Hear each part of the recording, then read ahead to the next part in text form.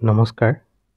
আজি আমি Guwahati হাইকোৰ্টৰ junior administrative assistant এক্সামত আহি যোৱা কিছুমান অসমীয়া ছেকশ্যনৰ প্ৰশ্ন চাম।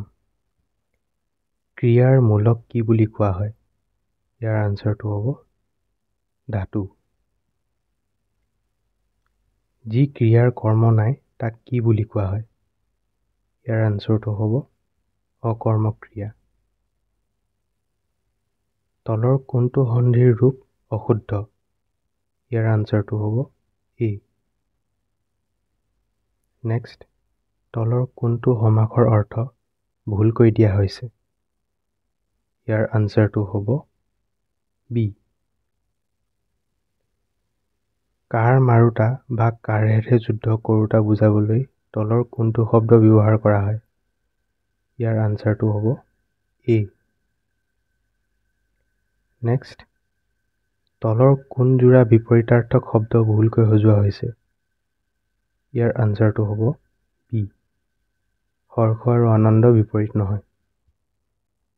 কুশ্ৰী শব্দৰ শুদ্ধ বিপৰীত শব্দ কোনটো? ইয়াৰ আনচাৰ হ'ব চি, সুশ্ৰী। নেক্সট, তলৰ কোনটো বিকল্পত প্ৰতিশব্দবোৰ শুদ্ধকৈ সজোৱা হৈছে? ইয়াৰ আনচাৰটো হ'ব চি। তলৰ কোনটো শব্দ চকু শব্দৰ প্ৰতিশব্দ নহয়? ইয়াৰ আনচাৰটো হ'ব ডি। চকু থাকি খালত পৰ খণ্ডবাক্যটোৰ অৰ্থ কি? ইয়াৰ আনচাৰ হ'ব জানি শুনি বিপদত পৰ, বি। নেক্সট, তলৰ কোনটো বাক্য শুদ্ধ? ইয়াৰ আনচাৰটো হ'ব চি। ফটা কথা তিতে মানে গালৈকে গধুৰ। নেক্সট, হাত উজান দে মানে চি, কামত সহায় কৰ। নেক্সট হৈছে এটা শব্দত প্ৰকাশ কৰক। মিহি নোহোৱাকৈ গুৰি বা বস্তুৰ লগত থকা আধা খুন্দা গুৰি।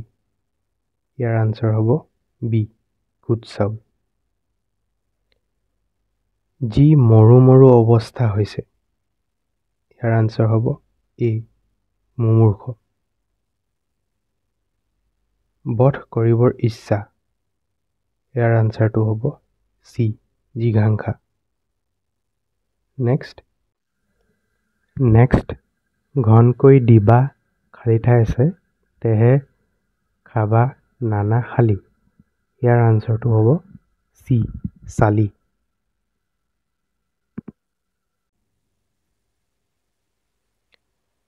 আপতকালত ঔৱেও খালী ঠাই আছে হেঙাই। ইয়াৰ আনচাৰ হ'ব বি, গল। তলৰ শব্দটোৰ শুদ্ধ ৰূপ কোনটো? ইয়াৰ আনচাৰটো হ'ব এ, ইয়াত বানানটো শুদ্ধকৈ আছে। পানী কুঁৱা শব্দৰ শুদ্ধ অৰ্থ কোনটো? ইয়াৰ আনচাৰ হ'ব বি, পানীৰ কুঁৱা। তলৰ শব্দটোৰ শুদ্ধ ৰূপ কোনটো? ইয়াৰ আনচাৰটো হ'ব এ, পৰ্ণবীতিকা অৰ্থাৎ তামোল পাণ।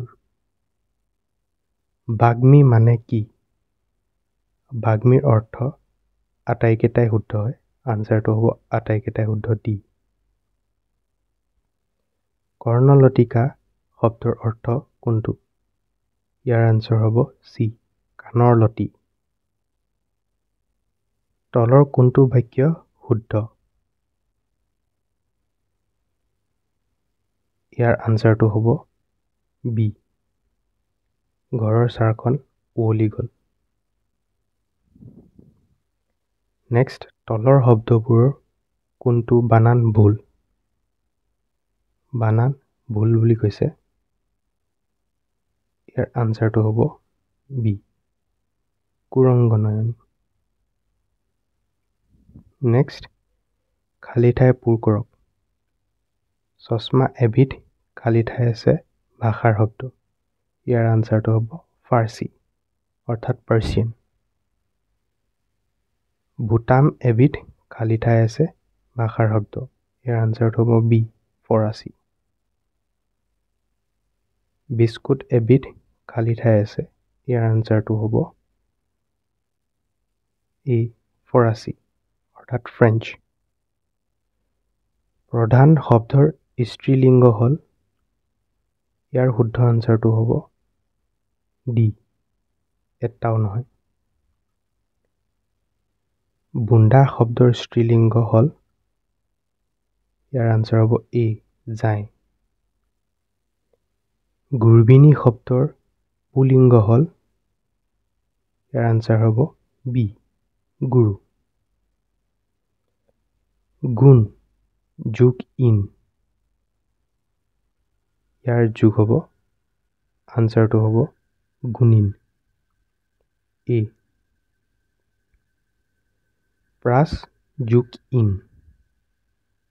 ইয়াৰ আনচাৰ হ'ব প্ৰাচীন এ বহু মুনি এটা শব্দত বুজোৱা শব্দ হ'ল আনচাৰ বি মুনিগণ গা কৰ মানে খালী ঠাই আছে বুজায় ইয়াৰ আনচাৰটো হ'ব ঠন ধৰি উঠা এ কটাৰীৰে তামোল কাটিব পাৰি ইয়াক কি বিভক্তি ব্যৱহাৰ হৈছে ইয়াৰ আনচাৰটো হ'ব চি তৃতীয়া লেকলৌ পৰুৱা মানে কি ইয়াৰ আনচাৰটো হ'ব ডি দীঘলীয়া শাৰী বাক্যত দুটা বা তাতোধিক শব্দ লগ লগা গোট একেইটাত কেৱল প্ৰতিধ্বনিক অৰ্থ প্ৰকাশ নকৰি এক বিশেষ অৰ্থ প্ৰকাশ কৰিলে তেনে গোটক কি বোলে ইয়াৰ আনচাৰ হ'ব চি খণ্ডবাক্য নিৰৱধি শব্দটোৰ সন্ধি ভাঙক ইয়াৰ আনচাৰটো হ'ব ডি নি যোগ অৱধি জনৈক শব্দটোৰ সন্ধি ভাঙক ইয়াৰ আনচাৰটো হ'ব জন যোগ এক অপশ্যন চি এটা শব্দত প্ৰকাশ কৰক যি মাতৃৰ মাত্ৰ এটাহে সন্তান ইয়াৰ আনচাৰ হ'ব চি কাকবন্ধীয়া অবয়াল মানে কি ইয়াৰ আনচাৰটো হ'ব চি আপোন ইচ্ছাৰে চলা লোক বা অবুজন যুঁজাৰু শব্দটো কি প্ৰত্যয় লগ লাগিছে ইয়াৰ আনচাৰটো হ'ব কৃত প্ৰত্যয় বননি শব্দটোত কি প্ৰত্যয় লগ লাগিছে ইয়াৰ আনচাৰটো হ'ব চি তদ্ধিত প্ৰত্যয় শতভাগ্য শব্দটি কি সমাস হৈ গঠিত হৈছে ইয়াৰ আনচাৰ হ'ব বহুব্ৰীহি সমাস বি শুক্লপক্ষ শব্দটি কি সমাস হৈ গঠিত হৈছে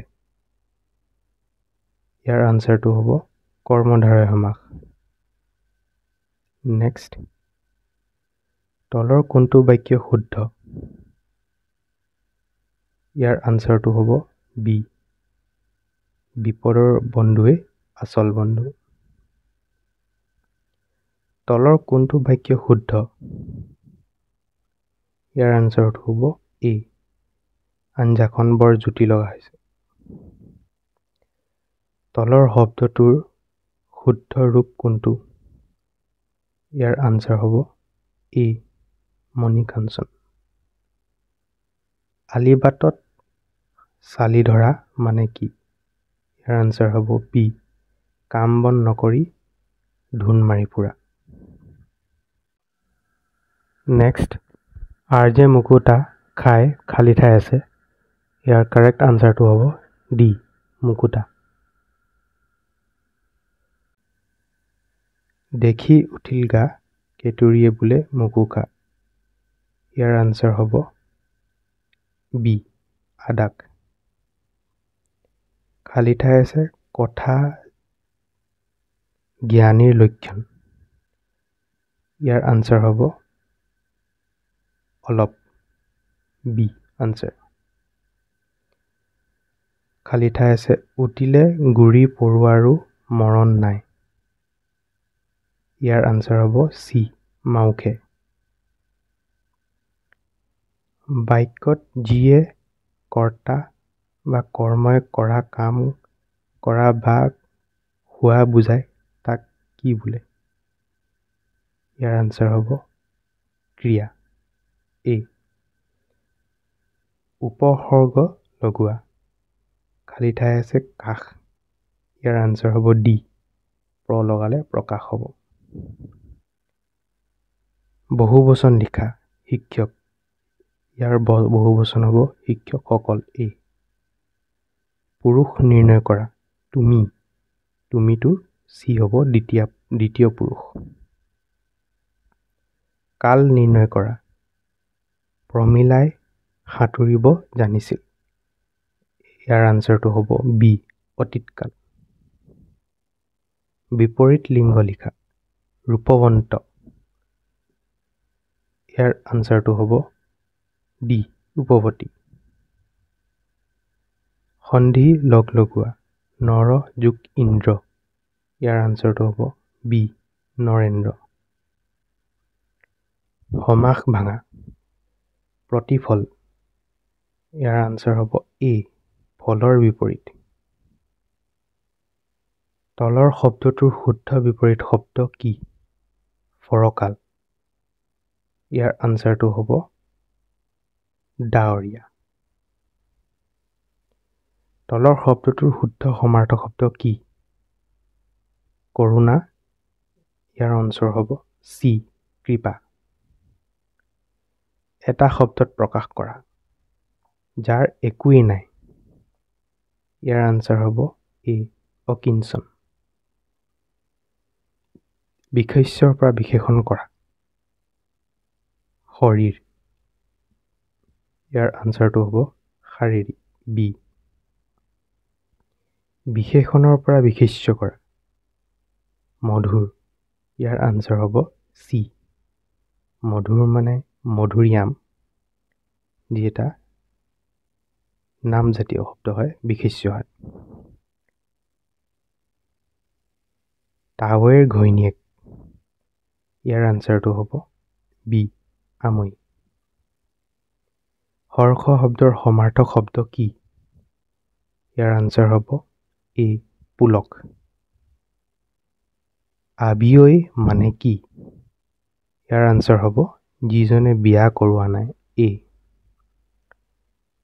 অভেদ্য শব্দটিৰ বিপৰীত অৰ্থ কি? ইয়াৰ আনচাৰ হ'ব চি যাক ভেদ কৰিব নোৱাৰি। পনীয়া গাখীৰ দিয়া গাই। ইয়াৰ আনচাৰ হ'ব বি জলাহী। নেক্সট হয় সন্ধি ভাঙক হস্তাক্ষৰ। ইয়াৰ আনচাৰ হ'ব ডি হস্তযোগ অক্ষৰ। নীলাচল। ইয়াৰ আনচাৰটো হ'ব নীল যোগ অচল। বি নৰকাসুৰ। ইয়াৰ আনচাৰটো হ'ব ডি নৰক যোগ অসুৰ। ইয়াৰ আগৰ যোনটো নীলাচল হয় তাৰ আনচাৰটো ডি হ'ব নীল যোগ আচল। নেক্সট পৰীক্ষা। ইয়াৰ আনচাৰটো হ'ব পৰি যোগ ইক্ষা। Option A. অগ্নি শব্দৰ সঠিক প্ৰতিশব্দটো কি?